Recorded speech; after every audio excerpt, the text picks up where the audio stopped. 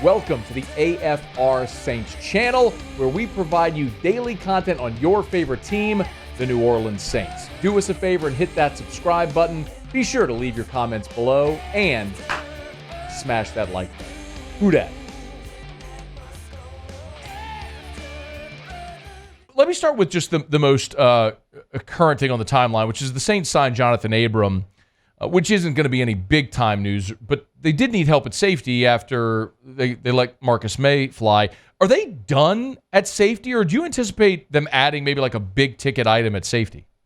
No, I don't expect a big-ticket item at safety. I think that was part of the philosophy behind releasing Marcus May, who was due $7.5 million, and frankly, the same philosophy that seems to be shared by every team in the NFL right now. I mean, there are some good ones out there, Justin Simmons and Jamal Adams. It's not a good time to be an NFL safety right now financially, but it feels like the Saints are being very budget conscious. I don't want to just say that they are because of what they've done so far, because the next thing you know, they just spend it all. Their history shows us that they will do things like that. But it feels like they're being very budget conscious, and safety certainly feels like a position that the whole league has stopped spending money on. So I would be very surprised. Now, bargains shake out in the third week of free agency, and that's what they like to spend on. I mean, you remember the year a couple years ago, we thought they had done nothing, and then all of a sudden they added Tyrann Mathieu and Jarvis Landry very late in the process and got everyone excited.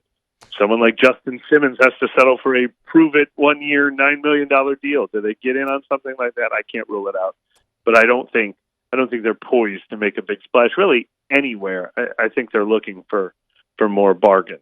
Man, a prove-it deal with Justin Simmons would feel like a no-brainer. What about same question at defensive end after they add Chase Young? Yeah, I don't know. Like, we were talking about this on the show, and this is something I hope they're not doing right now. I hope they're not just signing 33-year-old guys to one-year deals that, with limited upside to help push them over the top this year, like Jadeveon Clowney or something like that. The thing I do like about the Chase Young deal is there's so much upside. They're taking a risk on something that could turn into something more for their future. And so I doubt they just, they do have a lot of guys. I mean, they have Carl Granderson and Cam Jordan and now Chase Young and Peyton Turner and Isaiah Foskey and Tano Passanio, a lot of guys who we don't know what they're going to be, but I don't think they just need a warm body. I do think it could absolutely still be where they go in round one of the draft, though. What would be a Mike Triplett's with us, neworleans.football. My contention is they got to go offensive line at 14, provided they stay there. What scenarios, as you sort of brainstorm, do you think could play out there at 14? Yeah, I mean, I agree with you. I think it's the biggest need. They have needs all over their roster, but I think offensive tackle is number one. I mean, if they drafted a defensive end there, it's hard to argue with. If they drafted Brock Bowers there, it'd be hard to argue with. But the reason I think offensive tackle is the biggest need is they have a hole in their lineup now, but they have major question marks for the future too. When you throw in Ryan Ramczyk's injury, and we don't know what Trevor Penning is going to be, and if they brought back Andrus Peat or plugged in James Hurst there, they're obviously temporary Band-Aids, but also just the talent available. I mean, there is a good chance that they're going to have an offensive tackle ranked very high on their board, since there are about 6 or 7 of them expected to go in the top 25 of this year's draft. So that feels like a perfect marriage. But I think the most important thing for the Saints is they need to rebuild the talent on this roster, period. I mean, there are not a lot of young blue-chip players on this roster. If we rank their top 10 players, I think we'd come up with 2 young guys and 8 guys in their 30s. I might be exaggerating, but only a little. So anyone they have a good grade on. If it's a receiver, if it's a corner, anyone that they're like, we think this guy's going to be an perennial Pro Bowler, they just need guys like that to rebuild their foundation. So they can't get pigeonholed into filling a temporary need. So it's funny you're saying like you hope they don't just get stuck paying 30-year-olds with limited upside. I was going to ask the same question about receiver because you look and you say, okay, well, Odell's out there and Allen Robinson's out there and Michael Gallup, Hunter Renfrow. I mean, Mike? It feels like this is the only thing they can do. Yeah, I mean, I'm kind of down with it. It's very boring. It's hard to sell, but I mean, this is really what they're doing. I mean, I think it's kind of what people have been clamoring for. Like, realize what you are. Realize you're a 500 team that, if things go well, can be a 10-win team, but don't go all in and overboard to invest in that. So, they're not spending $8 million on their backup quarterback. They're not they're not spending $7.5 million on a average starting safety. Like that's where they're cutting their costs. And the investments are, Willie Gay Jr. has some upside. Chase Young has some upside. I'm a little torn on what I want, like a Tyler Boyd to fill that void. I just would be very surprised to see them spend real money on an Odell or an Allen Robinson type. And that is actually the one position on the roster where I feel like they do have some young talent. So maybe they draft Brian Thomas because he's the highest rated player on their board at 14. But that is actually the one position where they have young talent. So Hunter Renfrow wouldn't surprise me, though. Like anyone who could potentially stick around beyond this year if things pan out wouldn't surprise me, I think. All right, he's on Twitter at Mike Triplett, of course, neworleans.football. So you said they're not going to spend $8 million on a backup quarterback. We know the direction they've gone there with Peterman, and you've still got Jake Haener. Is it one of those guys? If I asked you maybe week one, who is backing up Derek Carr, who would you say? Yeah, I mean, you have to say Haener's the odds-on favorite right now. I mean, okay. I was a little surprised they didn't.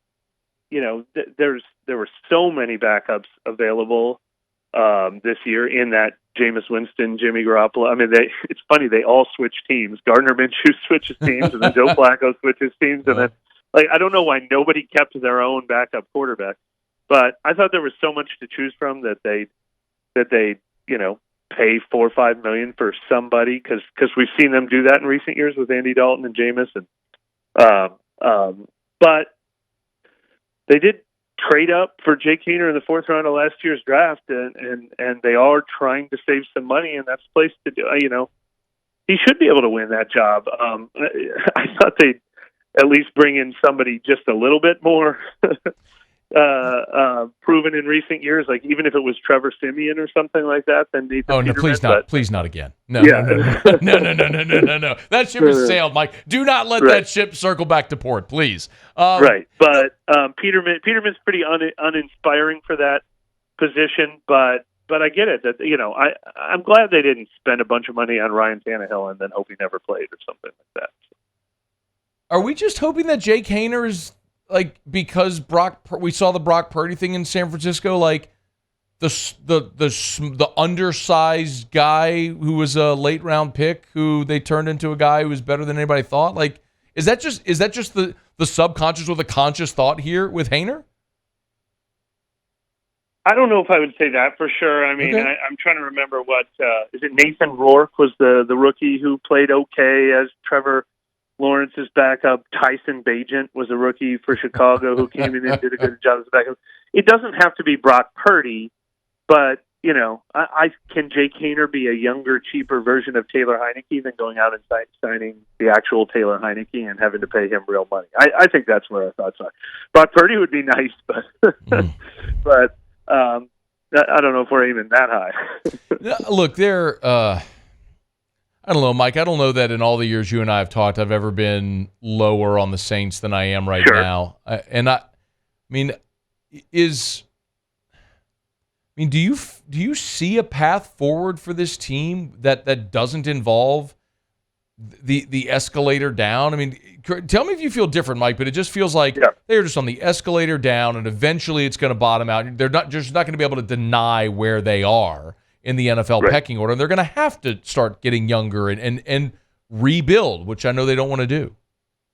Yeah, I mean, the only counter argument to that is I don't think you have to bottom out to make that your plan. And we've talked about this a lot. I mean, we use the Detroit Lions as a really good example of you still have to nail a bunch of draft picks. Whether you do it the Carolina Panthers way and you say, no, we're going to actually have the worst record in the league 2 years in a row while rebuilding with draft picks.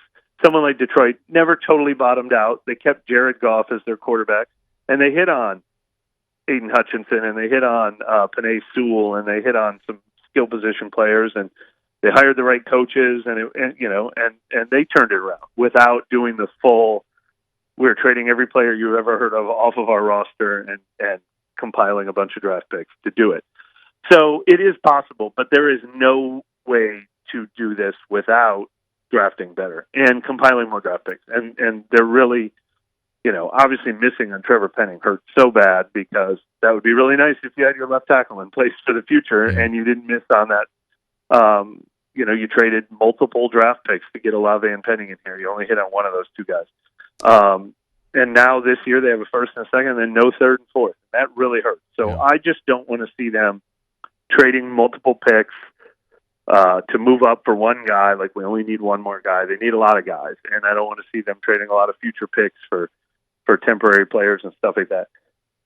Do they have to trade Marshawn Lattimore for whatever they can get for him, and trade Alvin Kamara for whatever they can get for him, and try to trade Demario Davis and completely bottom out? I don't think they necessarily have to do that. But that hope you're talking about will not be back in the fan base until they hit on a lot more Chris Olave types. They need 4 or 5 Chris Olave types in the pipeline, and not just one right now. Say, man, I bet you my entire net worth that this team will make a pick in round 3 or 4. No way. There ain't no way. They're just going to sit there and make 4 fifth-round picks. Not an ice cube's chance, and where. And they just draft all these guys. That actually doesn't bother me, because once you're in day 3 of the draft, like, I don't mind if you give away a couple of your fifths to move up. That doesn't bother me as much, because I think you can find undrafted guys. I think you can find veterans who've fallen through the cracks, like Ike Yadam and Johnathan Abram, and it doesn't have to be 5th-round picks to fill out your depth in the roster. I do not want to be trading future firsts. Yeah, that is for sure. Probably future seconds. I probably don't want to package my first and second to move up for Dallas Turner. I really don't want to see them do that. Yeah, because they need more bodies, and that wasn't always the case. I did not mind their aggressive way they attacked the draft in a lot of years. There were a lot of years where 10 picks would have been worthless. They wouldn't have made the roster. The roster was too good. That is not the case anymore. He is Mike Triplett, neworleans.football on Twitter, @Mike Triplett. Always appreciate it, man. Be well. We'll talk soon. All right. Thank you, Matt. Hey, thanks so much for watching. Please leave your comments. I love to interact, and be sure to hit the red subscribe button below.